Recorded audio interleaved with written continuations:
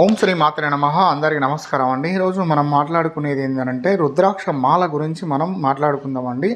ఈ రుద్రాక్ష మాల అనేది ఎవరెవరు ధరించాలి, ఎందుకు ధరించాలి, దేనికోసం ధరించాలి అనేది ఇప్పుడు మనం మొత్తం మాట్లాడుకుందాం. అయితే మనకి ఇలా సైజులు ఉంటాయండి. ఒకసారి నేను చూపిస్తానండి. ఇది 6 mm సైజు. ఇది చిన్నపిల్లలు వేసుకోవచ్చు. ఇలా మనకు కొంచెం 7 mm సైజు ఉంటుంది. ఇది పెద్దలు వేసుకోవచ్చు. దీని తర్వాత మనకు కొంచెం 8 mm సైజు ఉంటుంది. ఇలా 6, 7, 8 mm సైజు ఉంటాయి. 3 సైజులు ఉంటాయండి.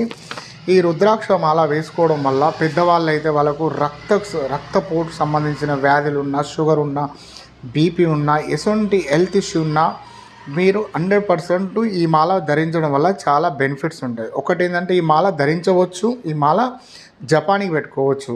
అయితే జపానికి పెట్టుకున్న మాల ధరించకూడదు, ధరించిన మాల జపం చేయకూడదు. ఓకేనా అంటే ఈ మాల కావాల్సిన వాళ్ళు ఎవరైనా కాల్ చేయండి. ధన్యవాదాలు.